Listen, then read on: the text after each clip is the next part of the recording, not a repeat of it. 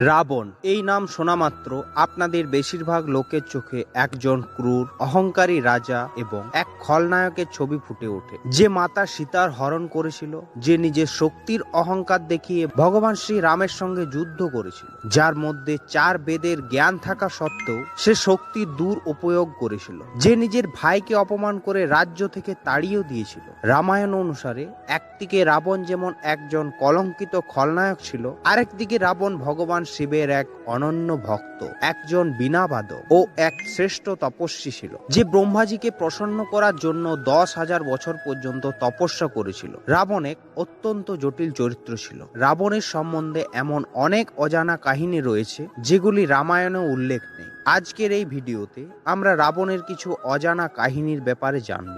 রাবণের নাম কিভাবে হলো রাবণ? রাবণের নাম জন্ম থেকে রাবণ ছিল না, রাবণের নাম ছিল দশানন। কিন্তু এই রাবণ নাম তাকে কে দিয়েছিল আর কেনই বা দিয়েছিল? রাবণের এই নাম দিয়েছিলেন স্বয়ং ভগবান শিব। আসলে রাবণ একদিন ভগবান শিবের দর্শন করার জন্য আর শিবজিকে লঙ্কায় নিয়ে যাওয়ার জন্য কৈলাস পর্বতে এসেছিল। শিবের বাহন নন্দী তাকে ভেতরে প্রবেশ করতে মানা করে দেয়। রাবণ তাও ভেতরে প্রবেশ করতে যায়। এতে নন্দী রেগে রাবণকে শ্রাপ দেয় যে একজন বানর লঙ্কার পতনের কারণ হবে। এরপর রাবণ কৈলাস পর্বতকে উঠিয়ে কৈলাসকে নিয়ে যেতে চাইল। রাবণের এই অহংকার দেখে ভগবান শিব রেগে যান আর নিজের পায়ের আঙ্গুলের দ্বারা কৈলাস পর্বতকে চেপে দেন, যার ফলস্বরূপ রাবণ জোরে জোরে চিৎকার করতে থাকে। রাবণের আওয়াজ এতটাই ভয়ানক ছিল যার ফলে সমস্ত ব্রহ্মাণ্ড কেঁপে ওঠে। শিবজির রাগ শান্ত করার জন্য রাবণ নিজের তৈরি শিব স্তোত্রম গাইতে লাগলো।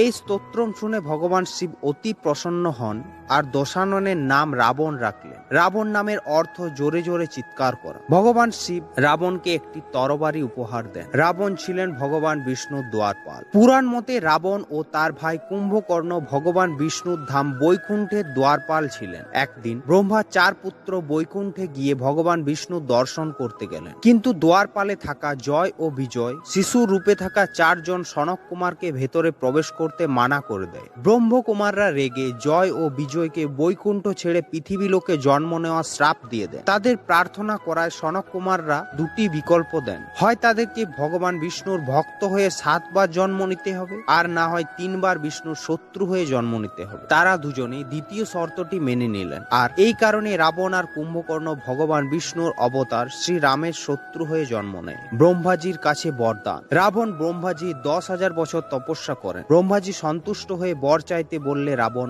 অমরত্বের বর চাইলেন, কিন্তু ব্রহ্মাজি তা মানা করে দেন। ব্রহ্মাজি তার নাভি কুণ্ডে দিব্য অমৃত রেখে দেন। এই অমৃত রাবণের পেটে থাকা অবস্থায় তাকে মারা অসম্ভব ছিল। রাবণ ব্রহ্মাজির কাছ থেকে আরেকটি বরদান নিয়েছিল। সেটা ছিল কোনো দেবতা, স্বর্গীয় আত্মা, অন্য রাক্ষস, সাপ ও জঙ্গলে থাকা কোনো জীব তাকে মারতে পারবে না। কিন্তু রাবণ অহংকারের বশে মানুষের নাম উল্লেখ করেনি, তাই ভগবান বিষ্ণুর মনুষ্য অবতার শ্রী রামের হাতে রাবণের বধ হয়ে যায়। দশানন রাবণের 10টি মস্তক, কাম, ক্রোধ, লোভ, মোহ, দেশ, ঘৃণা, পক্ষপাত, ধোঁকা, ব্যভিচার ও অহংকারের প্রতীক। ব্যভিচারী রাবণ। রাবণ নিজের ভাই কুবেরের পুত্রবধূ অর্থাৎ নল কুবেরের স্ত্রী রম্ভার সঙ্গে ব্যভিচার করার প্রয়াস করেছিল। এই ঘটনা কুবের যখন জানতে পারে, কুবের রাবণকে শ্রাপ দেয় যে এরপর যদি রাবণ কোনো মহিলার সঙ্গে জোর জবরদস্তি করে তাহলে রাবণের সমস্ত মস্তক ভস্ম হয়ে যাবে। এই কারণেই রাবণ কখনো দেবী সীতাকে স্পর্শ করেননি। বন্ধুরা, রাবণের চরিত্র এখানেই শেষ হয়ে যায়নি। এই ভিডিওতে যদি